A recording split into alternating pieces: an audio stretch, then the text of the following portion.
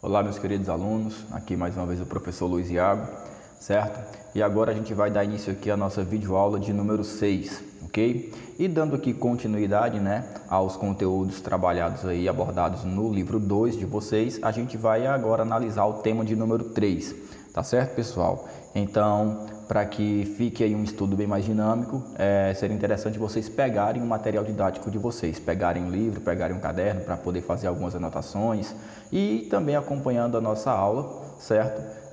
Pelo livro didático, ok? Então, tema 3 vai falar sobre a população, população do continente americano de uma maneira geral. Está aí na página 276 do livro de vocês, ok? E aí quando a gente fala aqui em população, pessoal, do continente americano, certo? A gente vai ter que abordar aqui algumas características demográficas da população do continente americano.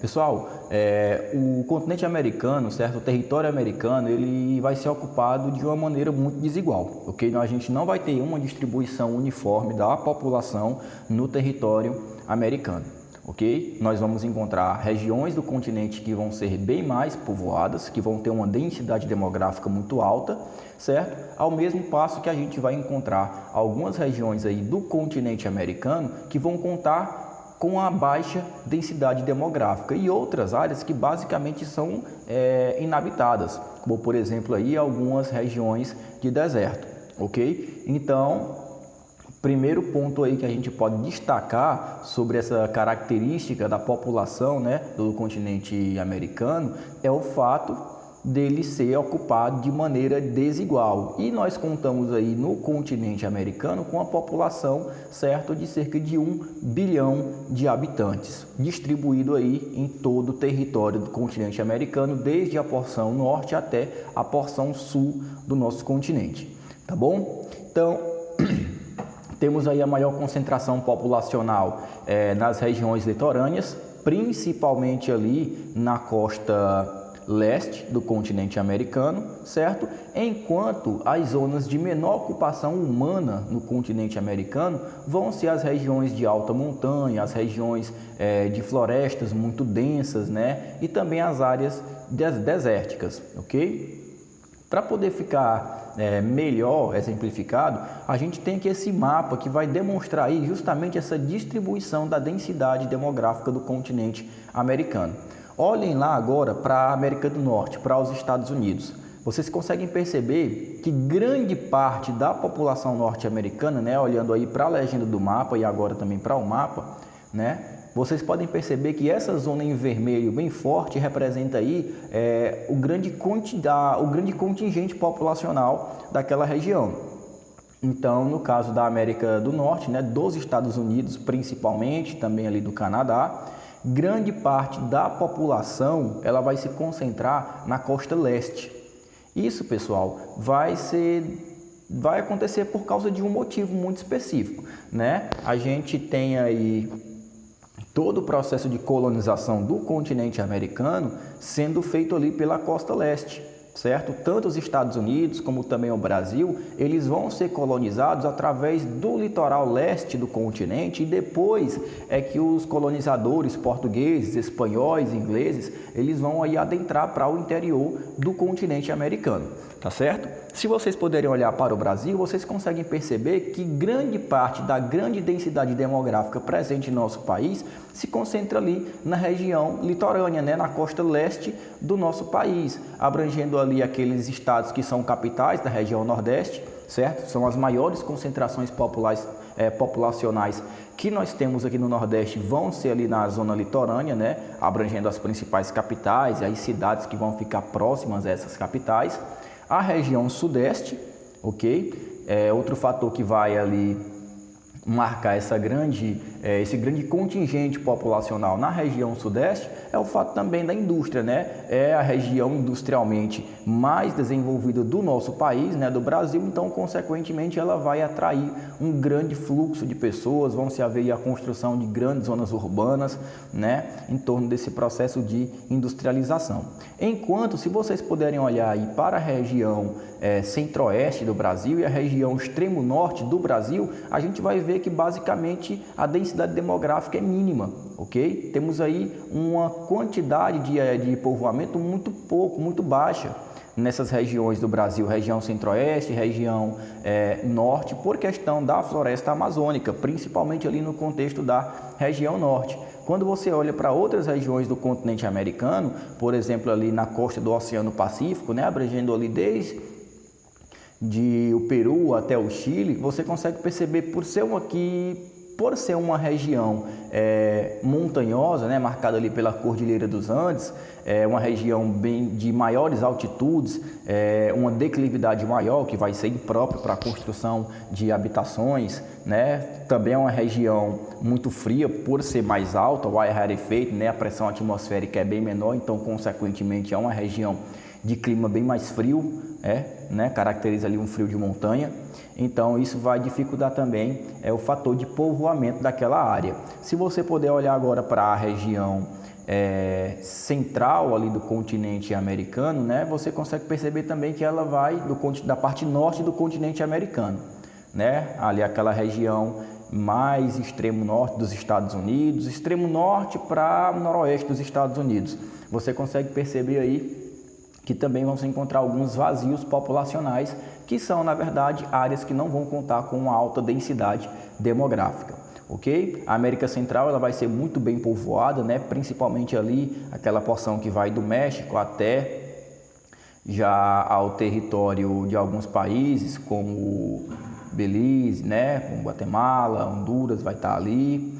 Então, é uma região que tem uma quantidade, um contingente populacional realmente muito grande, ok? Então, pessoal, os índices mais altos, como a gente pode aí analisar nessa leitura do gráfico de vocês, certo? Da tabela que está apresentando aí na tela de vocês, os índices mais altos de densidade demográfica, né? Só aqui recapitulando o que a gente vem falando até agora, vão ser encontrados justamente ali na porção leste, né, na costa do Oceano Atlântico, que foi, no caso, a primeira região, né, as primeiras áreas do continente americano a serem colonizadas pelos europeus, ok?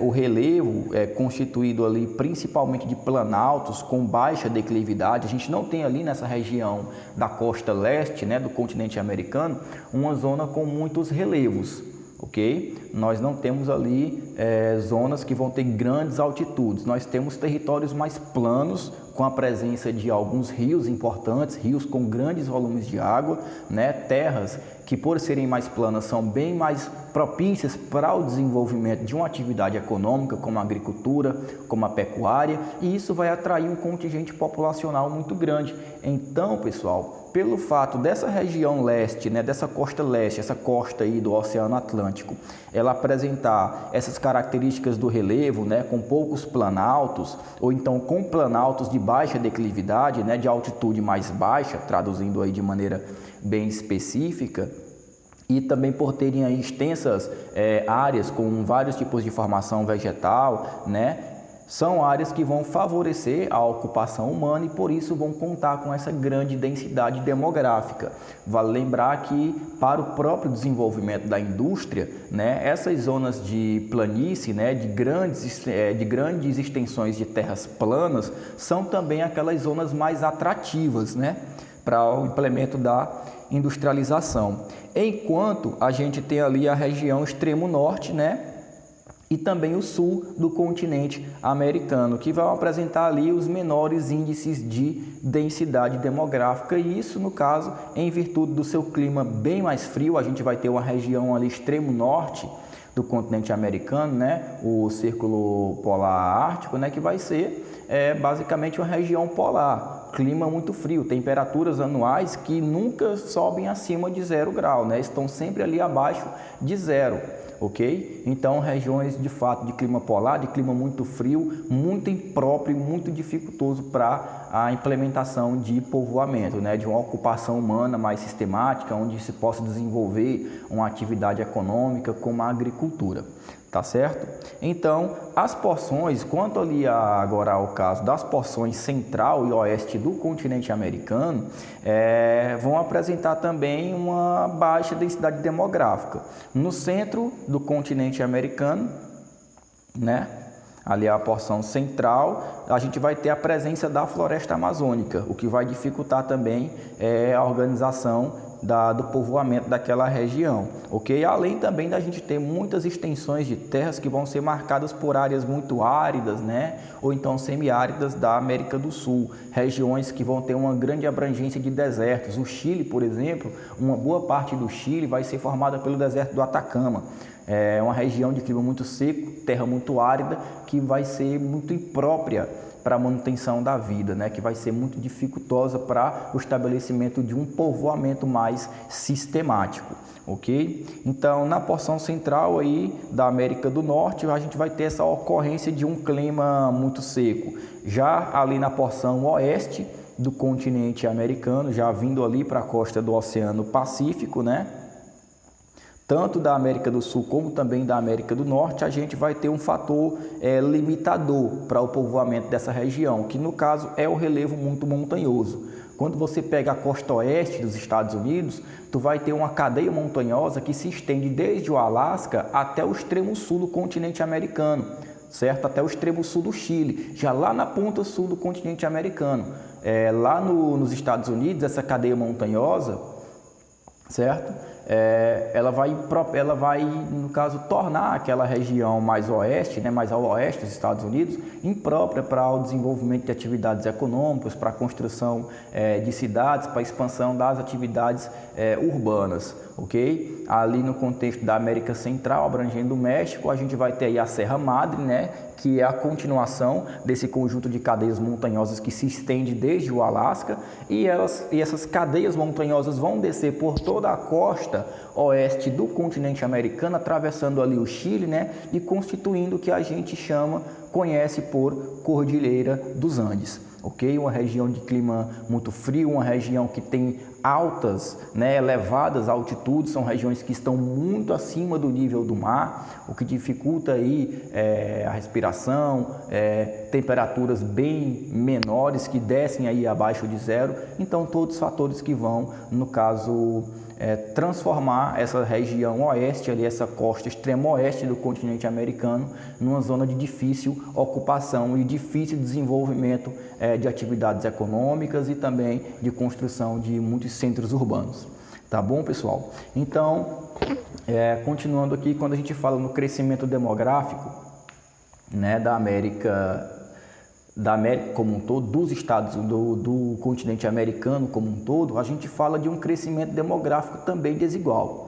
Da mesma forma que o fator população, né, densidade demográfica é desigual no continente americano, o processo de crescimento dessa população no continente americano também vai assumir características desiguais, ok? E isso a gente vai ter aí uma série de fatores que vão influenciar nesse processo.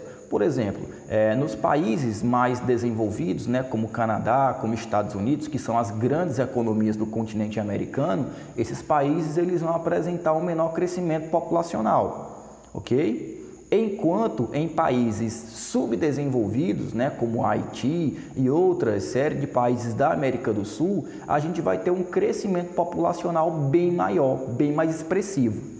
O que acontece, pessoal? Geralmente os países subdesenvolvidos eles vão ter um crescimento populacional maior do que os países desenvolvidos, tá bom? Ao invés de acontecer o contrário, né, acontece dessa maneira.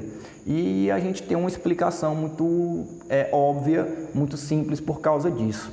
Nos países desenvolvidos, a gente tem um maior acesso da população à informação, né? Campanhas, a gente vai ter aí, no caso, maior acesso da população a métodos anticoncepcionais, a métodos contraceptivos, ok? Temos aí, geralmente, famílias que vão organizar, que vão fazer um planejamento familiar, vão definir quando ter os filhos, quantos filhos elas vão querer ter, né? Até mesmo porque a gente tem que entender que o custo de manutenção de um filho é muito alto, ok? As pessoas, tanto homens como mulheres, trabalham o dia todo, as mulheres estão implementadas, inseridas aí no mercado de trabalho em larga escala. Então, aquela noção de mulheres voltadas para o cuidado do lar, que era muito comum na década de 60, 70, né? Isso começa a cair, isso vai ser completamente ultrapassado, essa noção de pensamento. Então, da mesma forma que os homens, as mulheres estão aí inseridas no mercado de trabalho, na atividade industrial. E essa sua atuação na atividade industrial, vai dificultar, né, a intenção, o desejo dessas mulheres de terem um, ou então dois, ou então mais de 3 filhos por casal, ok? A gente tem que levar em conta, como eu disse para vocês, o fato dos gastos que vão existir com a manutenção dos filhos, gastos com vestimenta, com saúde, educação, moradia, transporte, ok? São todos gastos relevantes que muitas vezes não cabem no orçamento de muitas famílias. Ok? Então é por isso que a grande maioria das famílias na atualidade, elas optam por ter um filho ou então no máximo 2 filhos por casal. Vocês podem até mesmo perceber isso nas próprias famílias de vocês, como a gente já debateu em outras aulas. Vocês podem perceber que uma boa parte das famílias, né, de vocês tem 1 ou 2 filhos no máximo. São poucas aquelas famílias que contam com mais de 3 filhos, onde vocês têm 2 ou então mais de 2 irmãos. Ok? Isso vai se dar por questão da nova organização da dinâmica produtiva no mundo de hoje, com essa grande inserção tanto da mulher como também do homem no mercado de trabalho, que vai dificultar essa atenção excessiva que a criação dos filhos ela necessita. Ok, pessoal? Então, esse crescimento demográfico da América ele é desigual, né? A gente já sabe aí que os países desenvolvidos, ali as principais economias contam com um crescimento populacional menor, enquanto as nações subdesenvolvidas, né, elas apresentam um crescimento populacional bem maior. No caso aí da América anglo-saxônica, só lembrando, né, pessoal, a gente estudou na aula passada essas denominações sobre a América anglo-saxônica e a América Latina, ok? Quando eu falo América anglo-saxônica, me refiro basicamente a Estados Unidos e Canadá, que foram um país que foram, no caso, territórios dominados por povos de matriz étnica, né, anglo-saxão, ok? Enquanto a América Latina abrange desde o México até os países do extremo sul do continente americano, que são países de colonização hispânica e portuguesa, né? Países de colonização ibérica, ou colonizados pela Espanha ou colonizados por Portugal. Tá bom? Então, aí no contexto da América anglo-saxônica, né, no caso Estados Unidos e Canadá, a segunda metade do século XX foi muito importante para o país, para aqueles territórios, porque é o período de maior crescimento demográfico da população. Tá certo, pessoal? Grande parte do crescimento demográfico da população norte-americana, da população canadense, vai se dar durante a segunda metade do século XX, ok? E o que vai proporcionar esse crescimento tão acelerado da população vai ser, no caso, as melhorias nas condições de vida da população, a redução das taxas de mortalidade, que vai ser feito através de um melhor oferecimento de um sistema de saúde, ok? Um sistema de saúde que vai atingir de maneira satisfatória a grande maioria da população do país, e isso tudo aí, no caso, também vai ser aliado à própria chegada de muitos imigrantes, no caso que vai proporcionar aí esse rápido crescimento demográfico daquelas regiões da América anglo-saxônica. No caso da América Latina, pessoal, o período de explosão demográfica, como acontece aqui no Brasil, por exemplo, vai ser do final do século XIX para o início do século XX. Né? Em aulas anteriores a gente discutiu aqui que no Brasil grande parte do crescimento exponencial da população brasileira vai se dar ali do final do século XIX, de 1870, 1890, né, até o ano de 1920, já comecinho do século XX. Isso porque a gente vai ter ali a chegada de uma grande quantidade de imigrantes que vão vir de vários países do mundo, Alemanha, Japão, certo? Portugal, Espanha, Itália, para poder trabalharem nas plantações de café, né? Que era um grande atrativo de emprego na região sudeste do Brasil. Então, grande parte do crescimento demográfico, não só do Brasil, mas de toda a América Latina, ok? Essa explosão demográfica da América Latina vai se dar do final do século XIX para o início do século XX, tá certo, pessoal? Então, nesse período aí, em meados do século XX, nós vamos ter uma redução das taxas de natalidade, né, que vão ser influenciadas, no caso, pela urbanização, pelos gastos com a criação dos filhos. Após 1920, né, já do final da primeira metade do século XX para a segunda metade do século XX, a gente vai ter o início de uma redução no crescimento demográfico da América Latina. ok? Porque as cidades vão começar a crescer, vão começar a se urbanizar, a industrialização vai começar a dinamizar um novo estilo de vida aquelas pessoas. E, consequentemente, aí, à medida que essa população vai se inserindo na atividade industrial, em novos campos de trabalho que surgem com a indústria, elas vão ocupando o seu tempo, os gastos com a própria manutenção da vida, da sobrevivência também vão aumentar, e isso vai ser refletido, no caso, nas decisões que as famílias vão tomar, né, em relação à quantidade de filhos que elas vão decidir ter, ok? Ao longo aí de suas vidas. Tá certo, pessoal? Então, temos que falar aí também que outro fator que proporciona essa redução aí, no caso, é a própria desigualdade social, né? Que é uma das características dos países da América Latina, essa grande existência de problemas graves, de problemas sociais graves, né? Tanto a desigualdade social, como também a péssima distribuição de renda da população, que vai fazer com que uma boa parte da população ela não tenha um alto poder de compra, consequentemente aí vai haver uma dificuldade muito grande para o sustento das questões básicas da vida, alimentação, moradia, saúde, né? Então, todos esses fatores eles vão influenciar nesse processo de baixa do crescimento demográfico, não só do Brasil, mas da própria América Latina como um todo, ok? Então, dando continuidade aqui, peço que vocês vão aí acompanhando o livro de vocês. A gente agora entra aqui em outros temas, no caso, falando um pouco da saúde pública, certo, pessoal? Na América Latina. A saúde pública na América Latina, como a gente já sabe, apresenta graves problemas, pessoal, ok? O problema criado na saúde pública não é um problema somente do Brasil, ok? A gente pode usar o próprio exemplo do Brasil com o SUS, né? Um sistema de saúde único que é completamente conturbado, que não atende à demanda que é exigida pela população. A gente não tem um atendimento de saúde satisfatório, e isso vai ser refletido por questão das próprias políticas organizacionais do governo brasileiro. E esses problemas que acontecem na saúde pública do Brasil, na educação, na segurança, na falta de moradia, né, que são, no caso, temas aí que deveriam ser amplamente atendidos, né, pelos nossos governantes, eles são problemas comuns a todo o continente americano, no caso a porção da América Latina. É óbvio que nos Estados Unidos a gente vai ter problemas de saúde, sim, no Canadá também vão existir problemas no sistema de saúde, mas quando a gente pega como comparativo, né, os Estados Unidos e o Brasil, ou então outros países da América Latina, a capacidade de atendimento do sistema de saúde desses países, por eles serem mais desenvolvidos, é muito maior do que a do nosso sistema de saúde aqui no Brasil.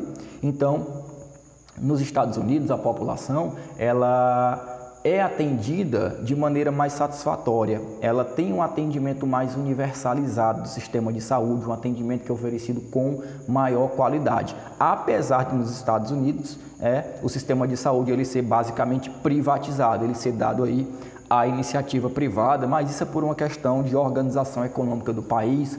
Os Estados Unidos é um país, eles são um país no caso neoliberal, ok? O governo ele vai se preocupar com outras políticas, toda a organização da economia é iniciativa privada, então nós temos também uma grande participação da iniciativa privada no sistema de saúde norte-americano. Mas também temos ali a parte do governo sendo feita, né? E quando o governo trabalha, no caso dos Estados Unidos, eles atendem de maneira mais satisfatória a demanda, as necessidades da população.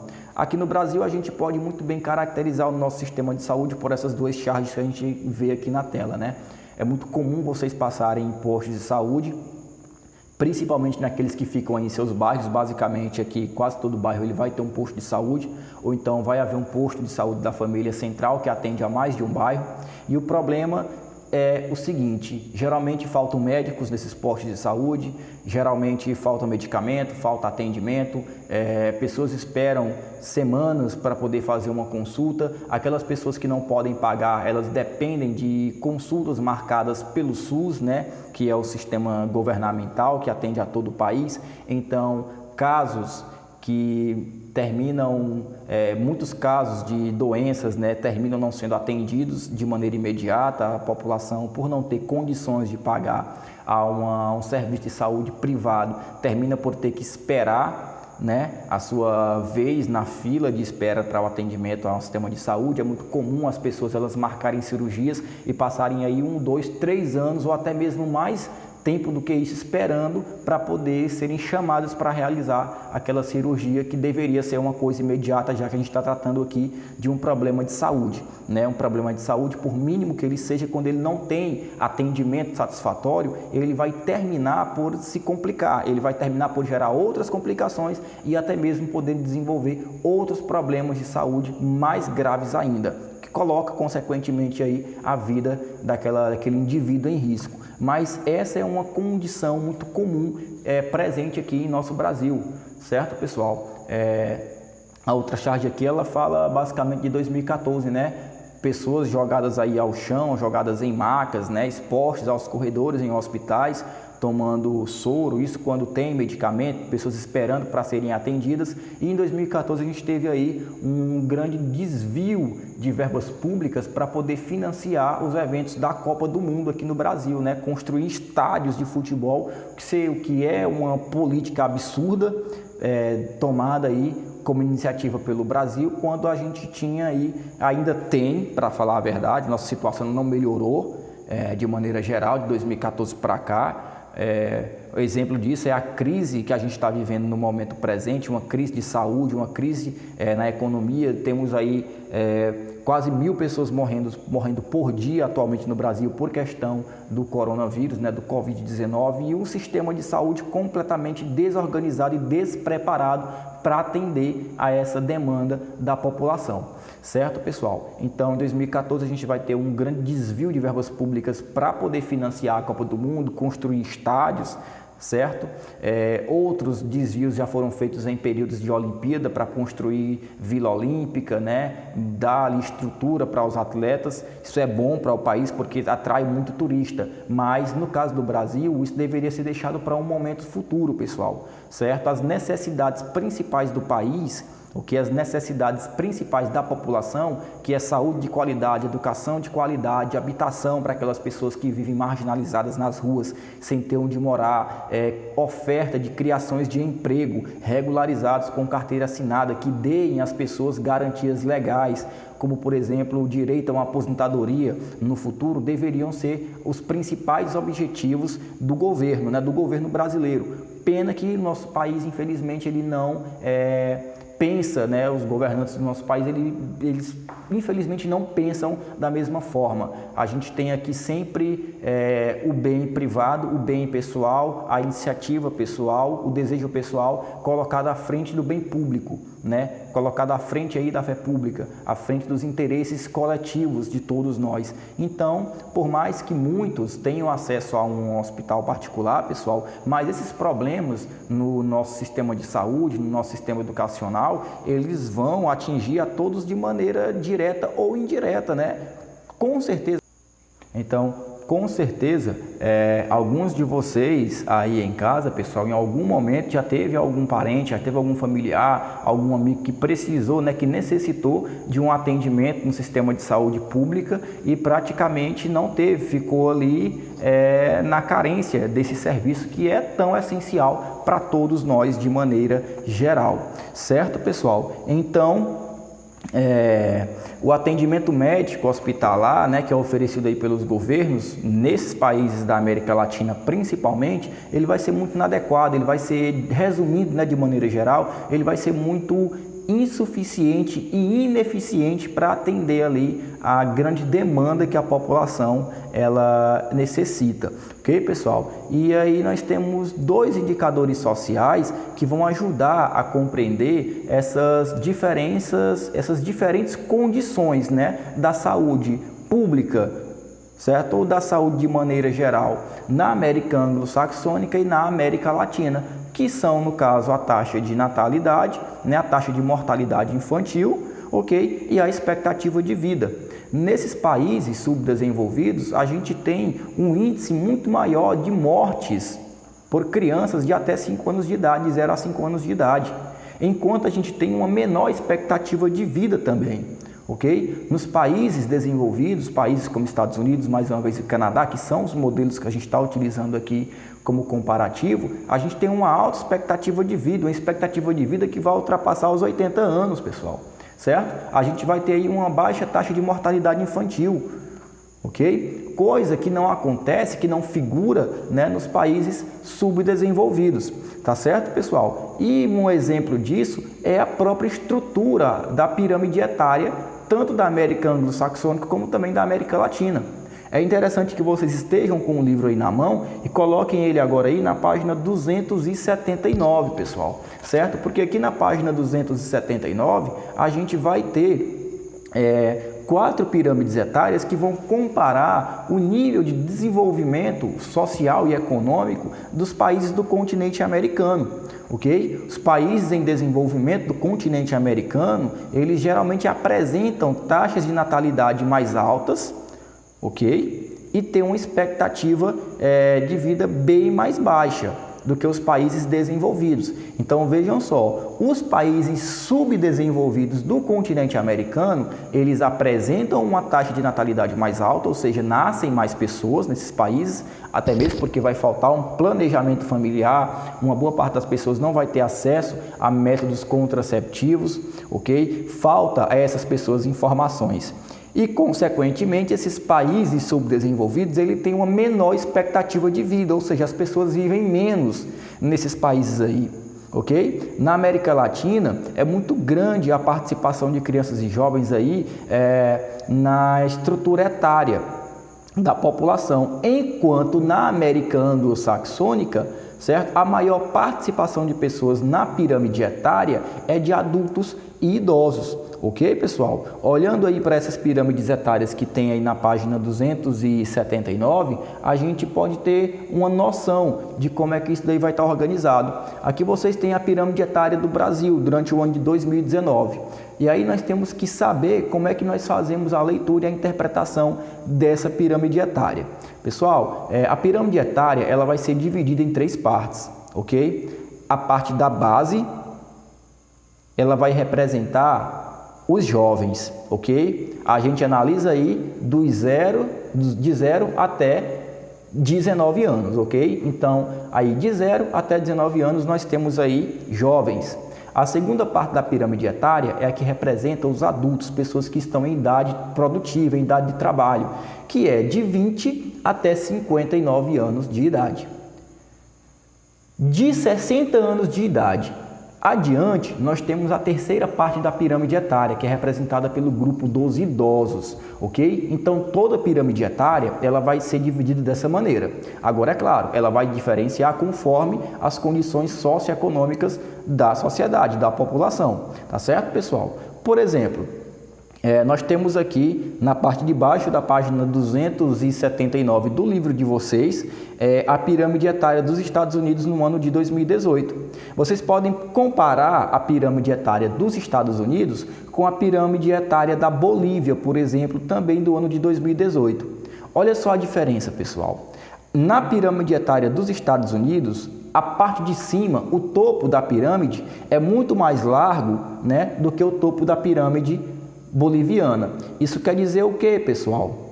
Que nos Estados Unidos a expectativa de vida das pessoas é muito maior. Nós temos uma grande quantidade de idosos, porque as condições socioeconômicas da população são melhores. As pessoas ganham salários melhores, têm mais acesso a comprar alimentos de melhor qualidade, em grande quantidade, certo? Tem um atendimento de saúde mais satisfatório, tem um atendimento de saúde na infância e na fase idosa, certo? Principalmente, bem mais satisfatório. Enquanto lá na Bolívia, um país subdesenvolvido, né, a gente tem um topo da pirâmide muito estreito, o que significa que nós temos uma menor quantidade de idosos, ou seja, é menor a expectativa de vida desse país. Agora vocês olhem aí para a base, para a parte de baixo, né, que vai de 0 até 19 anos nos Estados Unidos. Nós temos uma base bem estreita. Isso quer dizer que nós temos menos jovens naquela sociedade. planejamento familiar melhor, pessoas mais inseridas no mercado de trabalho, não tem tantos filhos assim. Agora comparem com a pirâmide da Bolívia, nós temos aí uma base muito larga, característica de um país subdesenvolvido, famílias que vão ter mais filhos porque não tem tanto acesso à informação, muitas delas não estão inseridas no mercado de trabalho, ok? A parte central, que é a que representa os adultos, né, que vai de 20 até 59 anos de idade, nos Estados Unidos é bem mais larga. Por quê? Porque é maior a quantidade de pessoas nos Estados Unidos que pertencem a esse grupo. Enquanto lá na Bolívia, essa parte aí, a parte central da pirâmide etária, é bem menos larga, o que representa menor quantidade de pessoas na idade adulta vivendo no país. Isso acontece por quê? Porque a expectativa de vida é menor, certo? O índice de mortalidade infantil é muito maior do que nos Estados Unidos, do que no Canadá. Tá certo, pessoal? Então a gente pode fazer aí esses comparativos. Aí na maioria dos países latino-americanos, né, a pirâmide ela tem uma base geralmente mais larga, ok? Isso é uma característica dos países da América Latina. E isso vai indicar, basicamente, pessoal, um alto nível, né, uma alta taxa de natalidade, certo? E um predomínio aí da população jovem, mas também um alto índice de mortalidade infantil, ok? Lá no topo, onde estão aí os idosos, como eu já falei para vocês, geralmente ele vai estar, a pirâmide das nações latino-americanas vai estar bem mais estreita, ok? Porque a expectativa de vida é menor, é mais baixa. Já ali nos países da América anglo-saxônica, só resumindo o que a gente tratou até agora, né, a pirâmide etária ela tem base mais estreita, nascem menos pessoas, né, isso em razão da baixa natalidade, como eu já falei aqui para vocês, e o topo geralmente é mais largo porque a expectativa de vida é bem maior. Tá certo, pessoal? Então, ficam aí essas características. E aí, a nossa aula ela vai se encerrar aqui, pessoal, nessa análise da pirâmide etária. Então, no nosso próximo encontro, a gente vai dar continuidade a esses conteúdos que estão aqui tratando sobre a América, tá certo? Na nossa próxima aula, a gente vai falar sobre a economia do continente americano, já é o nosso tema 4, ok? Vai ser a nossa aula de número 7. E a gente vai abordar nessa aula que vem uma série de características da economia, né, do continente americano e dos vários países que vão integrar o continente americano, ok? Logo em seguida, a terminarmos aqui essa primeira parte, né, do livro 2 de vocês, a gente vai iniciar com a correção das atividades, ok? Então, até o nosso próximo